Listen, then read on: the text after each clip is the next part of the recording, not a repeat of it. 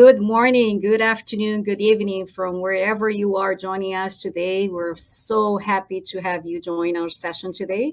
This is the public procurement chapter. We are going to be speaking today with you about how we have a role to play in influencing the trillions of spend that we have in our hands and how we move this influence into impact, the challenges and opportunities in sustainable public procurement around the world. So I'm glad to welcome you into this session, and I want to take this opportunity to introduce you to the amazing team that has been doing a lot of effort behind the scenes to put this presentation together for us to be joining you, and you join us into this webinar. So my name is Rachel Lemos. I'm the co-chair of this public procurement chapter with Guy Battle. Guy is the CEO of Social Value Portal. I'm also joined here by Helene Dobert. She's the CPO and she's joining us from Paris. We have Hugh Mula. He is category manager procurement in Dubai.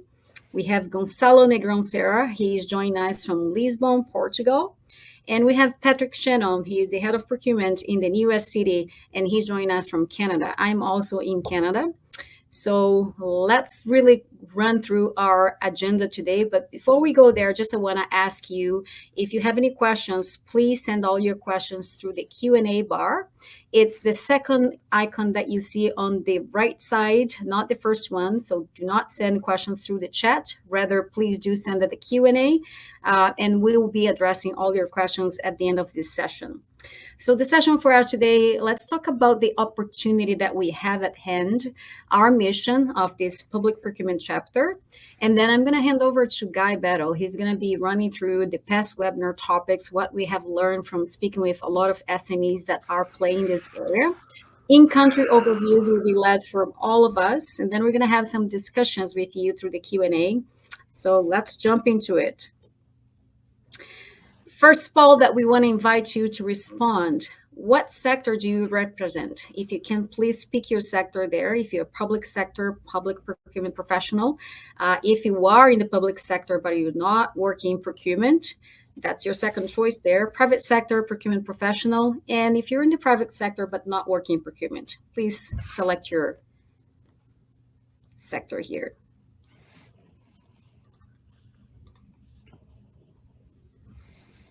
Fantastic. Here is our representation here. So most of you join us from public sector, procurement professional. We're getting now a lot of people coming as well from, wow, private sector, procurement professional. Very well, very good. That's the result of our poll today. Very good. Now the second one, just going to be asking you to, how do you define sustainable procurement? Is that mainly about environmental issues and climate change in your country, wherever you are?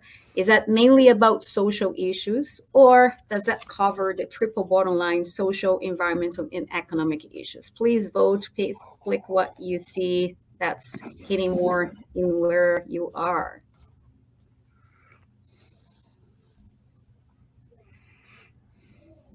Fantastic. So we have most of our audience here saying that your country is covering the triple bottom line. That's very good to hear. So we have almost 80% there. Now 80, just square round, 80%. Very well. Okay, so now that we have a good handle of what we see, can you answer this next question? How successful is your regional public sector in delivering sustainable procurement? Are you struggling with it? Make it happen. Is that ad hoc? Happen sometimes, or you're very successful and you see this embedded across our systems where you are?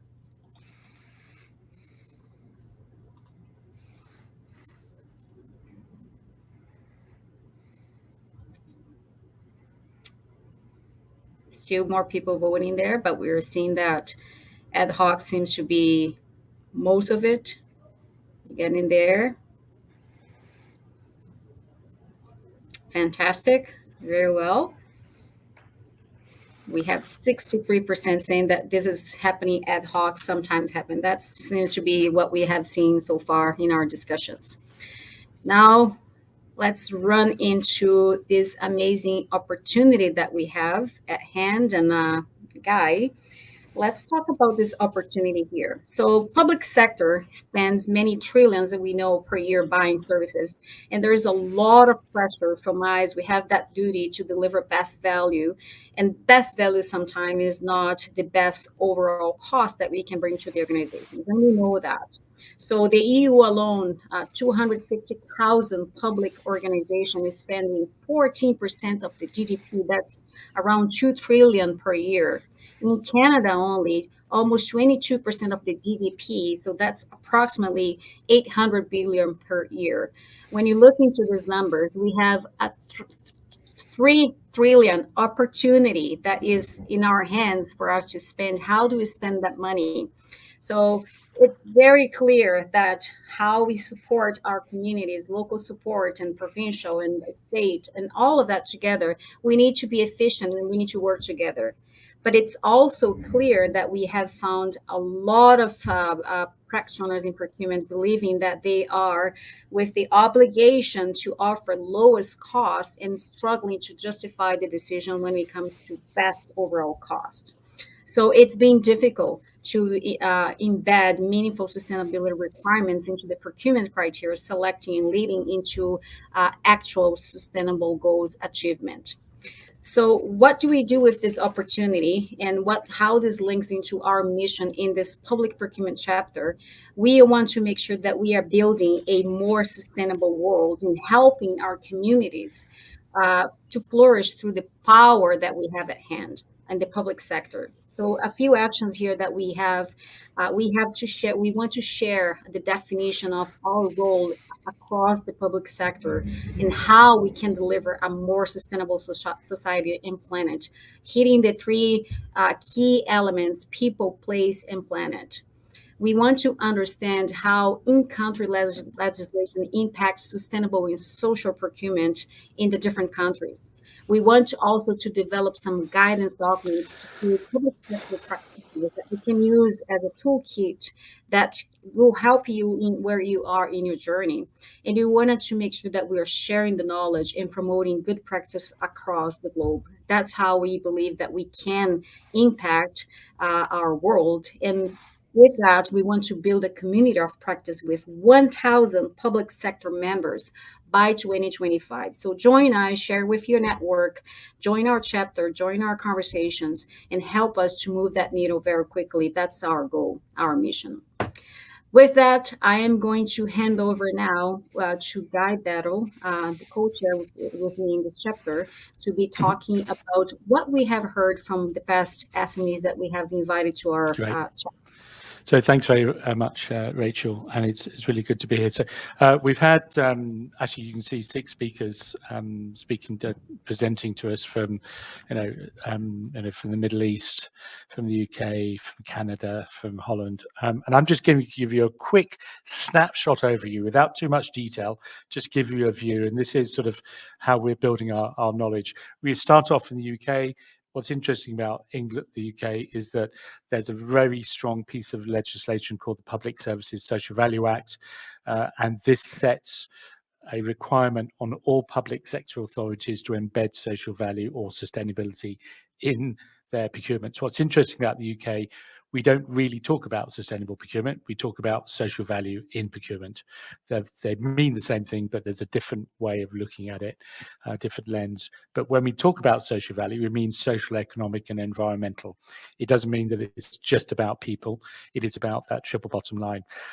I've also grabbed here just some of the weightings that are used across the various territories, various councils in the UK, and you can see that in some places they have a 30% weighting on the sustainability element within the contract, and that means that if you're a supplier wanting to win work with the public sector, you're going to have a proper sustainability offer for that contract, otherwise you just won't win. So that's transforming the relationship between the public and private sector. We then heard from Rob Fisher, doing some amazing stuff out in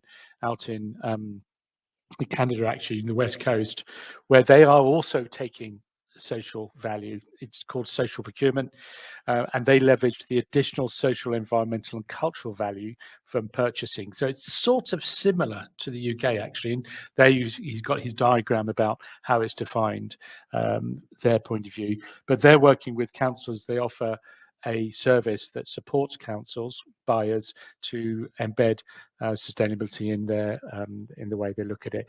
This was from Suleiman Abdullah from Dubai, really engaging speaker. He spoke about the UN global goals. We know this needs to sit at the center of public procurement. And what was interesting, just him saying that we need to think about that and engage with the sustainable goals.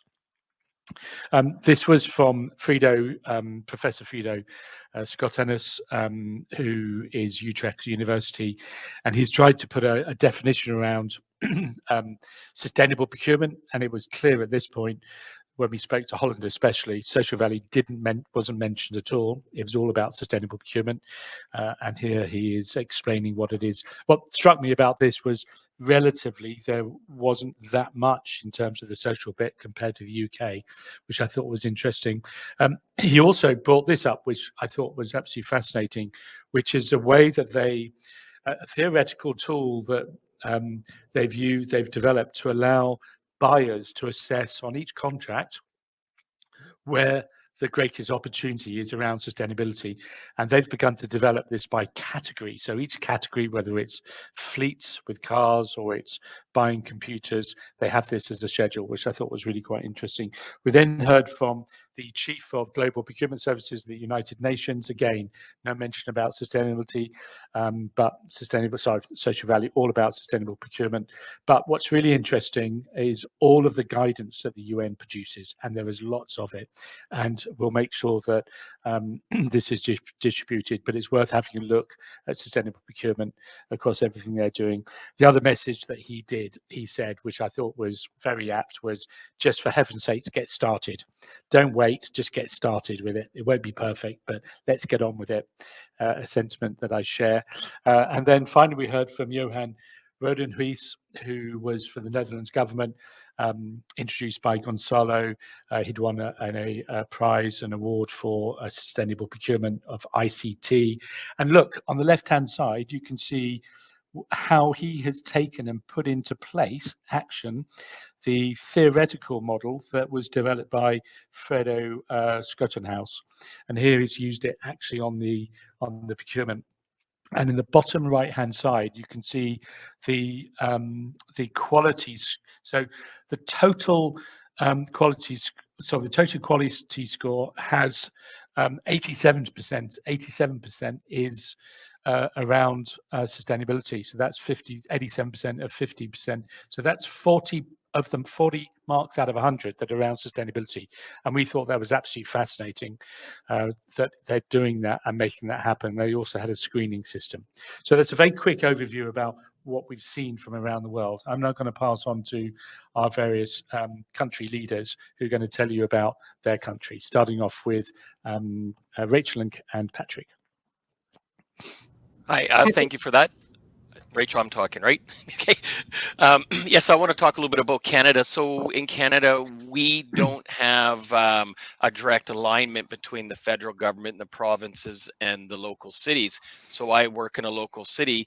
The federal government may come out with some of their own policies and processes on how to deal with the social and sustainability, but it doesn't always become a law or move down through the different levels of government. So it does create some issues. Some of the challenges we're seeing here in Canada is the social issues are worsening. It's becoming more prevalent out there, and some of them are in conflict with the focus on environmental protection, the net zero goals that we're trying to achieve. So federal government signs us up for things, and then the local municipalities or the provincial governments or other governments, levels of government are trying to align with it as well. We are having, like many other areas, an issue dealing with homelessness and drug addiction, which has become a very, very complex issue. And it's not something that can ever be addressed overnight. It takes time, and it takes all levels of government working together. An example of a challenge we're up against, because Canada is a resource country, just our natural gas and oil industry alone creates a huge amount of GDP for the country. So when we're looking at this, we're looking at how do we address the GDP, the financial benefit with the social and the sustainability part as well. Now, with all of these challenges, always comes opportunities. So some of the things we're looking forward to coming in the future is clearer guidelines or more direct support from the federal government on environmental social goals that will flow down to the different levels of government. Looking at developing a consistent communication between the provinces and the municipalities on each roles on how to address this. Ensuring funding is available from provincial and federal government. Some examples recently is we received a grant to plant trees. Plant trees does a lot of good, not just the GHG, but it also creates an area for people to go to, and when you're living in a city, they get to go there and they can connect with the trees and the parks, and it's for their own mental health. Another grant we got is on how to address gangs, going directly to the youth, and this is new to us. So we're developing these as we go, and very challenging times, but a lot of great opportunities. So that's kind of in a nutshell, real high level on what is going on in Canada. Thank you, Patrick. Over to you, Hélène. Yes. So for France, public procurement, it's around 128 billion in 2021. We have several government initiatives that tends to promote public procurement and try to give some guidance and tools to the public sector. For instance, we have the Climate and Resilience Act, a national scheme on social and environmentally friendly procurement. But we are at different level of maturity, so we have to, according to the organization you work in, you are at different stage of implementation of everything regarding sustainable procurement in your tender. So we have to, that's quite challenging for us, but there's also a lot of opportunity in decarbonation. For instance, the National Railway has set a goal, a standard or more of 100 euros per tons of CO2 that is going to put in its standard to put a price on the carbon emission. We also have incentive regarding our partnership with SMEs for innovation. The threshold are a bit higher in our procedures. And then we also are encouraged, and we have an act that states that we have to use around minimum 20% of refurbished or reused materials in IT or any kind of goods that we would buy, and so we have to include that in all our tenders. And now I will let Gonçalo speak for Portugal. Hello. Yes, I will speak a little bit about Portugal. Portugal, we love law. It's seems something in procurement that we have sometimes to detach ourselves from law, because people sometimes expect that lawmakers will do everything. And actually, the revolution that is around procurement demands a little bit more than law. It requires a little bit more than guidance. So we have the structured law that it really incentivizes that you have to use, of course, green and social aspects in your procurement, even circular. But after long term of trial, we understood that the Portuguese government understood that we had to make a little bit more than that. I participated in this new strategy that is ECO 360, It is now recently approved in Portugal back in 10th of February. And actually, this strategy is a little bit different. We don't expect that public authorities are going to apply to the tenders certain aspects of sustainability by themselves without, of course, with some guidance, but without some action.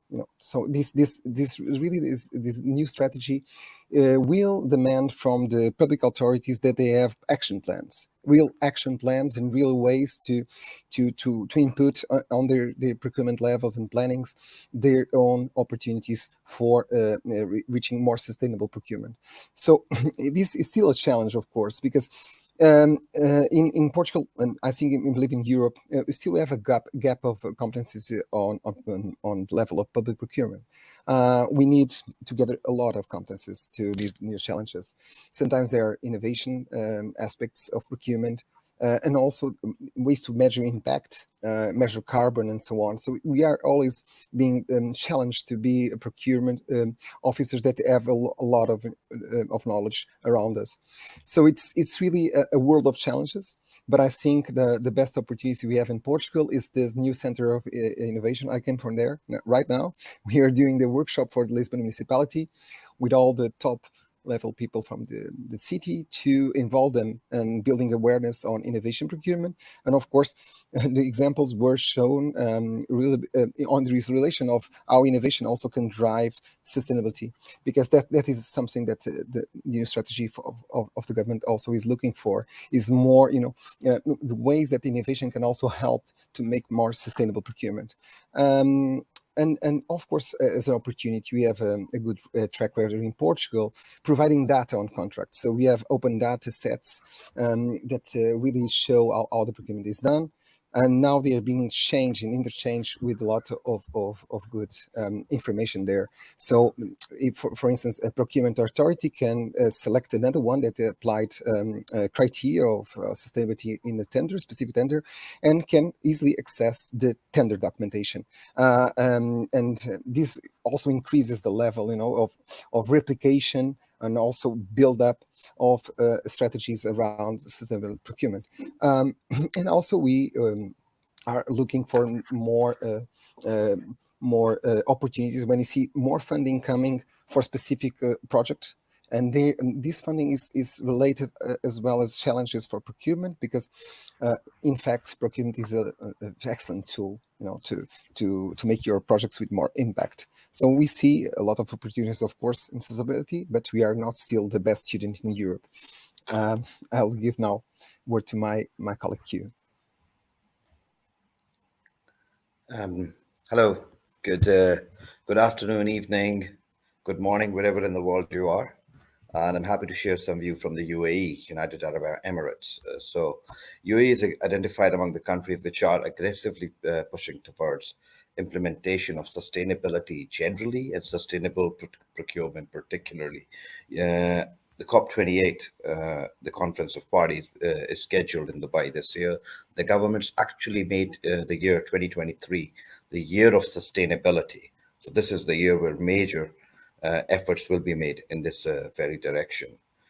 In terms of policies, the government, we're divided into 7 emirates. So each emirate has its own policies which implement its procurement and public services. However, the overarching federal policies are also very influential. And in federal terms, there is an established Ministry of Climate Change and Environment, which has been tackling major climate change issues. However, also very, very supportive of the public procurement bodies and ensuring that the spend is in line with global best practices. And the overall spend in this part of the world is roughly 17 billion. That's the budget the government spend. So the opportunity is still massive. And the big area that we're focusing on is encouraging locally based businesses to be integrated into the government spend. So that's one area where there is a big focus on. However, there are also some challenges. And I mean, I've gone into details on this slide, but I'll touch on the ones that impact us more. And cost of implementation is one where people have this view that maybe integrating sustainable procurement comes at a cost. So maybe there is some work that needs to be done on changing the culture or the mindset but the opportunity does exist within these challenges. A lot of organizations may not be ready just yet. However, that is down to training the resources, the procurement professionals into integrating sustainable procurement. So that's another challenge that I've seen in the research. Innovative capabilities, stakeholder management, cultivating the culture are all other areas where we feel, there are challenges, but that is where we can turn things around. Guy, if you can go to the next slide, please. In terms of opportunities, so the best thing that goes in UAE's favor is the leadership. They're really geared towards excelling on the global performance indexes, which includes the United Nations SDGs, and within that 12.7 pertains to public procurement. So the ambition is there. Legislations are being put into place. We've identified the areas that is climate change, environmental issues, which are big focus in integrating the locally based businesses, locally qualified resources, the local population into services. And that's a big area that we're working on. In addition to that, obviously, in line with the UN SDGs, individual government departments are taking their own measures in line with the government of Dubai's policy. Vice versa, Abu Dhabi, which is the capital, have their own policies, which they are integrating. I've added an example from the Department of Culture and Tourism, which is based in Abu Dhabi. There's a few examples of sustainability initiatives that we've taken. The Dubai government is a paperless government. The impact came through COVID. However, we've sustained it very successfully. Dubai Can is another initiative that has been implemented very successfully. It is about creating water fountains all over the place so we can cut out the usage of plastic. And although it has come at an initial cost, but when you look at the life cycle costs of this initiative, you do realize that it actually over time is economically more valuable. And I've left a few links there in case somebody wants to at a later point discuss them. We'll let the UK team speak about UK now. Thanks, Q. It's me again. So I mentioned the Public Services Social Value Act when I spoke earlier, that is setting an expectation. And just to build on that, there is a specific legal requirement for a minimum weighting on sustainability within a contract of 10%. And as I mentioned, that weighting in some cases is as high as 30%. And we are now seeing both central government and local government all following those guidelines and developing an approach to embedding social value into their procurements. What's interesting is that I think that sustainable procurement is not mentioned. It is all about social value. And I think one of the reasons is, and I brought this up with a number of our professional procurement colleagues, and they say, well, we just put, low energy or environmental conditions into the core contract, and it's just normal for us to do that. We don't really have to think twice about it. What we're looking to do is get the added value from how we let the contract. So what are the challenges within this? So I think there's challenges around training of buyers and suppliers. There's still a lot of inconsistency. There's inconsistency in tenders as well. So suppliers get quite frustrated. They don't know how is the question on sustainability or social value going to be asked. There's a real challenge around making sure that small and medium businesses are not disadvantaged by having complicated questions within a contract. Really big thing is following through on contract management. How do we know that the low energy that was promised as part of the contract is actually being delivered? What are you doing to ensure that it is delivered? And more importantly, if it isn't delivered, how are you then providing seeking remedies or damages from the supplier? These are things that we're beginning to think about, is putting remedies or damages for non-delivery into the contract. And then just in terms of opportunities, we think there's really interesting sort of just the 10 to 30%, just raising that up. We've also got social value of communities, and there's a measurement framework that's been developed in the UK called the National TOMS, And that's used within many local government and central governments. They call it social value model. And the other big opportunity we think is pre-market engagement from suppliers to make sure that they really understand what's coming their way and they can unlock the value. And back to Gonzalo, who's going to talk a quick overview of Europe. That's right, Guy. It's challenging. Public procurement is really a weight in European Union, of course. And we know that sometimes people wonder if the directives of public procurement should be changed or not. But we have stable directives. The stable directives of the current ones that are still active, they are more focused on how to buy, process level, how to be compliant with the process, and less in the how to, in what to buy, the definition of what you should buy. And of course, that's the level of the law and what you have. But when you consider, having sustainability as a strategy, as a sorting strategy, and really understanding how to really apply it, then we'll see that the Commission is betting on other levels that really can be worked to really change the perspectives on when you procure some aspects of or some of the categories that are most important on the public procurement level. So, for instance, the Green Procurement Act. So the idea of the European Green Deal. It is one of the drivers that we believe that is sustaining a change in public procurement. We have seen already the changes when the Commission changes the batteries directive or proposes new requirements for the energy efficiency.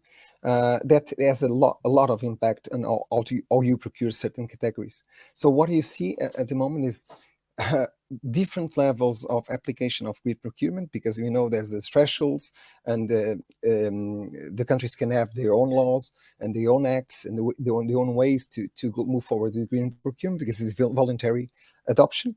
But we also see that the skills and the challenges on skills and competence level are getting higher and higher. So there's programs in place from the European Commission that try to tackle this skills gap that happens in procurement, and also there's evidence that is needed some monitoring of the really what's happening on sustainable procurement. It's very difficult to monitor. It's even difficult to exchange benchmark with countries on subjects related with green procurement. It's very difficult because there's not a common taxonomy on what is green procurement, or is the level of requirements that you are putting in tenders. So it's so much variance in specifications or in the meet criteria, called meet criteria. So the criteria that you use in tenders is very difficult to exchange and benchmark. But there are some opportunities that we see very important for sustainability. One that I mentioned already, because it's this vector of action of the European Green Deal. It's in fact that the sustainable procurement is leverage for achieving this Green Deal. One example is the farm to fork strategy.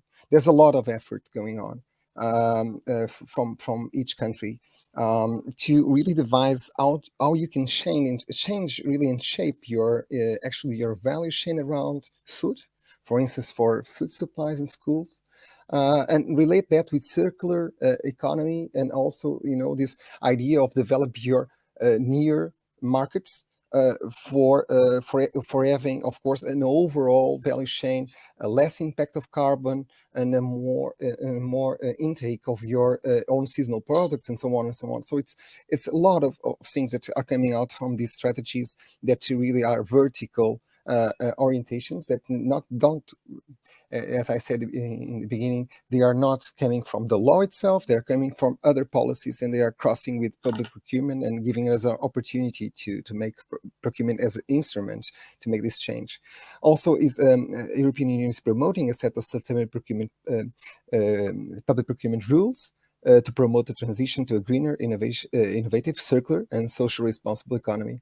And in fact, it's really a challenge. Sustainability is not only the green part; it's also the social part. It's a challenge doing that. But it's something that is very, very positive. So we see more and more the strategic use of public procurement for actually. As you say, also procurement is the side of the policy making. It's also in some sense, it's not only to procure, as we know, as the best value, but also to consider other underlying effects that your procurement policies can have in the ecosystem or in the value chain. And I think there is a lot of opportunity in Europe right now. So that's the summary. That's great, Gonzalo. So I'm just going to wrap that up, what we've learned, before I hand back to Rachel and Helen. So, so what's interesting is that there appears to be a clear difference between how countries consider a sustainable public procurement.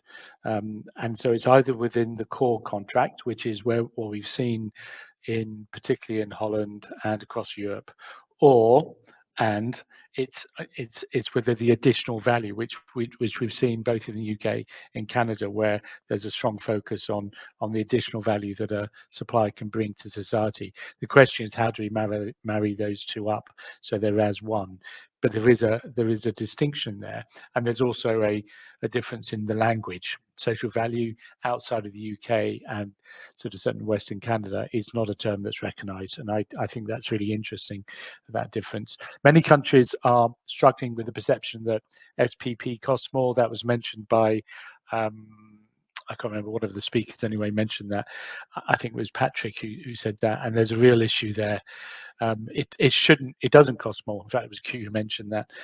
But there is a perception that it costs more. And certainly when we heard from Carsten, he saw that as one of the biggest challenges. How do you get over the perception that sustainable procurement costs more? Because he is finding constant hurdles being put up, even within the UN, to embedding sustainability. In Canada, and there's a real focus on using procurement to solve social issues. We heard from Patrick, and that's really interesting. Whereas in the UN, it seems to be a greater focus on environmental performance, which is the real issue there. Measuring and monitoring of sustainable public procurement is inconsistent and seems to remain challenging. How is this done? How do we manage that? I think that's something that to tackle. And then finally, just real challenges around upskilling of suppliers. We need to make sure that if, as public buyers, we are putting sustainable requirements out there, we need to make sure the suppliers can actually deliver. So back to you, Rachel. Thanks so much, guys. So before we start our Q&A, and thank you for the questions that we have received so far, just 2 more questions here for us to poll. If you can answer this question, how successful is your region or your public sector in delivering sustainable procurement? Do you really struggle to make it happen? Is it ad hoc? Or is it successful? I think we have responded to that, but if you join us a little later, we would invite you to answer that again, and we have 2 more questions to go. Let's pick one and vote.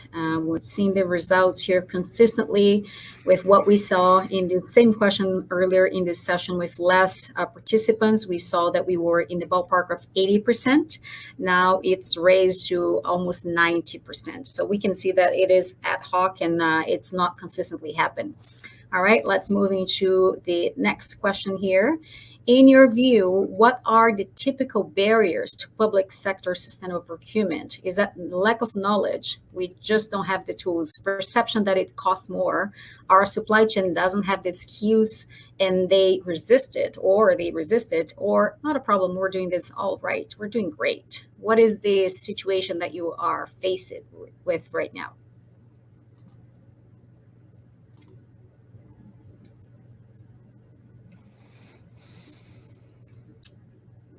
Very well. Have more people voting there.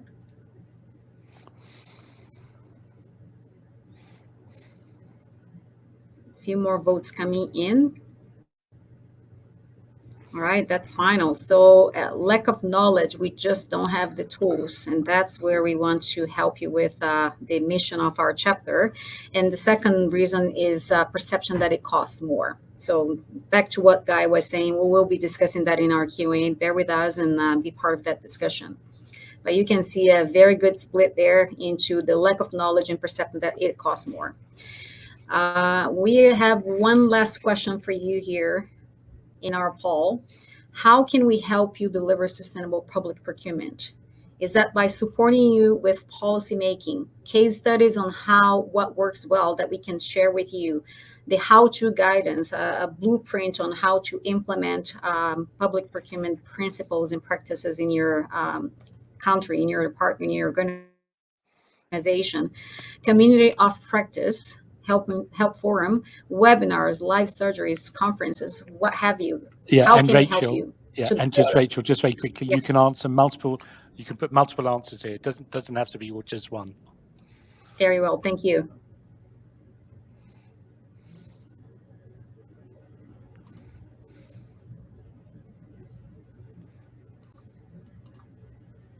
Vary us with this one that we have multiple options there, and the votes are coming in. We have 42 votes, and we have 6 to 7 people in our session. So let's wait for a few more votes to come.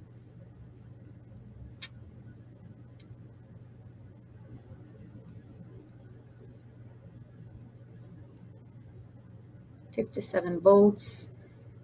10 more to go if we have 100% of people responding to this question, but this gives us a very good picture already that we will be helping you if you are providing you with a blueprint. Most of people are voting here, and some case studies on what works well and what not. Fantastic. Community practice is the third one. Very well. We have 63 votes. Thank you very much for voting and helping us with that. We are going to invite you now to an open discussion. We'll hand it over to Helene to get started, and then we'll be addressing the Q&A as well. If you have any questions, please pop in, not through the chat, but through the Q&A, which is the second icon on the right side of your screen there. Thank you, Rachel. So yeah, we have a couple of questions that we have been running through our group, and one of them, Guy has talked about it very well. So I would like to see with you what you think, how you think we can bring social and environmental value together. As you've seen during the presentation, we have different focus according to our country. So I'm wondering how our panel of specialists and you in the audience, you would address this issue of bringing social and environmental value to have a sustainable procurement plan. So you're going to ask Gonzalo first. I think Gonzalo. I'll ask Gonzalo first then. Yeah, probably best you direct it to someone. I will direct the question. So, Helene, Mel, we have discussed this so many times. Let's make more dialogue than this. Yes, but social and environment value together is really something very important for us. You know, I was one of the members of this group of stakeholders that was, around the government, deciding this new Eco 360 strategy for the government of Portugal. So for the next 10 years, we have set targets for green procurement, but in fact, it was only green procurement. We argued a lot with this. We said, why to set up a new strategy for the next 10 years that is only, again, green procurement and is not only sustainable overall? Why won't we try to mix social and green? Well, it was a lot of discussion there. We also, but I can say this on the positives. We believe that when you're looking for more sustainable in the sense of the planet and the green, most of the times you are also looking for a certain profile of providers in the market. You are looking for accountability around, the whole supply chain, the carbon footprint, a lot of things that are related with the competencies and ways that you also lead the company. is not it is not something strange that most of the performing companies that are using innovative practice to become more sustainable, they are all also as well working on well-being factors inside. So I think that we can bring the both, of course, both, and also the financial value. So you have to bring them all together when we equate a solution for the market. I can tell you. I work also with Lisbon municipality, large tenders.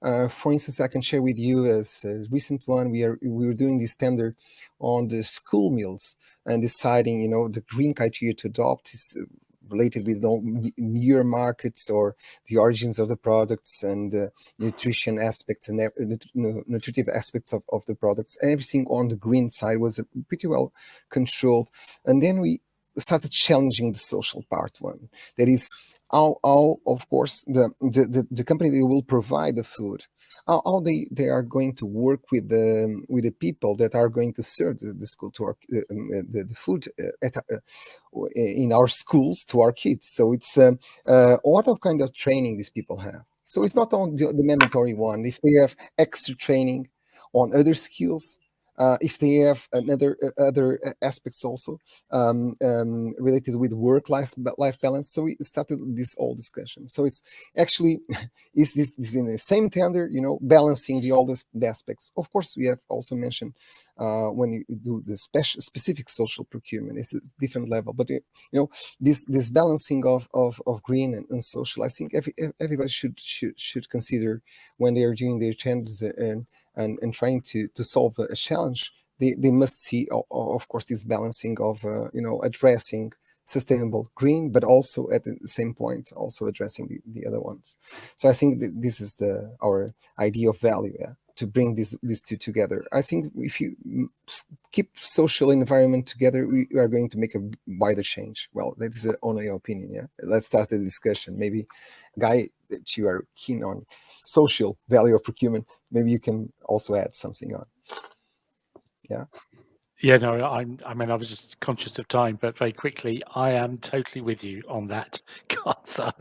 I think it has to be social. And in fact, can I ask one more thing? Can we put economic in there? Not cost That's it. Something, but what is the economic benefit of a particular contract in terms of driving so how can we ensure that local businesses benefit from or smaller business? So I think social, economic and environmental are really important, and whilst the climate change is perhaps the biggest challenge that's facing mankind and womankind and everyone, it's not the only challenge. Helen. Yeah, well, you've talked about that's probably going to be the last one, or the foremost last one. So you've talked about we've talked about bringing social and environmental value together to have sustainable procurement, and now you've talked about economics. So how do we engage our suppliers in sustainable procurement? How do we give them incentive to be more sustainable in the way they either produce good or have more social value in the services that they deliver? And I would like to ask this question to Patrick to see if in Canada how do you engage with suppliers to have a more sustainable procurement process? Thank you. So multiple ways. It starts off with the public process we go through. As in other countries, we assign a certain percentage that is related to the social and the sustainable part. So what we're doing is we're sending out messages to the industry. If you're going to want future business, you're going to have to start addressing these issues. It's going to become more and more important for the evaluation. So that's that little 1% incremental changes that are going to occur over time. So suppliers will see if they're going to want government business, they're going to have to address the social sustainable part. The other part on there is also listening to them, listening to what drives them on their cost. So as stewards of taxpayers' money, as it was brought before, it is about best value. It's about what are we putting back into society and how we are spending like the taxpayers' money. But the most important part again is just engaging them, speaking to them, hearing from them what they need to do. And again, it takes time. It's not something that can be done overnight. Thank you, Patrick. So I see that the time is running out. We have so many questions that we want to exchange with you. Then it would be my last one, and it would be to Q. We've talked about many subjects, and the main one is we all have trouble measuring the value of sustainable procurement, and how would you measure in Dubai the value of social procurement in your tender, for instance? That's a very, very good question, and actually goes back to the point Gonzalo made earlier. Benchmarking and comparisons are never straightforward, but how we would do it is just preset the criteria against which you want to measure. If because we're mostly procuring in the services sector, so what kind of impact are we looking at, and build that criteria in, and when the scope goes out, we let the suppliers know that what we are looking for from their side, and creating those benchmarks then become the criteria to measure the impact. And then continuously, during the execution, if you have clear SLAs in how you will measure, how you will track the delivery of sustainability within the wider scope, then that is essentially how we are looking to measure the value of sustainable procurement. And Helen, if I can just jump in for 1 minute before Rachel closes up. I think the issue that Q mentioned, which is contract management, is really important. We have a term in this country called let and forget. And there's a history of our public sector letting contracts and then forgetting all about them, or not monitoring them properly. And that reflects the fact that the contract management skills are not as good. And as soon as you start adding sustainability issues into the contract, there's even more to contract manage. So I think public sector officers need to sort of just get their heads around that and think carefully about how they can set those contractual requirements, KPIs, remedies, as Q mentioned, the service level agreement, not only about the core contract, but also the sustainability elements, because that's what you bought. You bought the core contract plus all the sustainability elements, which are as important as the core contract. So this is a balance I think we're all going to be learning about over the next years. Indeed. Correct. Thank you. I think Rachel, you will conclude the session. Yes, thank you, Helene. Thank you, everyone. I just want to thank everyone that joined us in this session today. Just want to invite you to continue the conversation in the public sector booth. If you just go back to the reception area and click the booth, there are some series happening today. Please continue connected with the SPP chapters.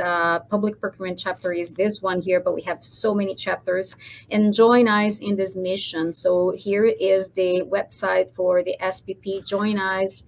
Let's take this call to action together. We can make a difference. So thank you so much. We won't have time to address all the questions, but we invite you to be joining us as well in our webinars. We have quarterly webinars. We always post some in social media, on LinkedIn. And we want to invite you to become a part of the SPP group as an individual, as a co-chair, leading a chapter, as an ambassador, as a CPO organization as well. You can become a champion and help us to deliver on that mission, and as well as a supporter, we call as well as an ambassador, but supporting us as well by donating funding to the expansion of the mission and the growth of the SPP is one of our goals. So please, there's so many ways for you to join us. Join us and let's make a difference together. We can make the difference and use that power that we have at our hands.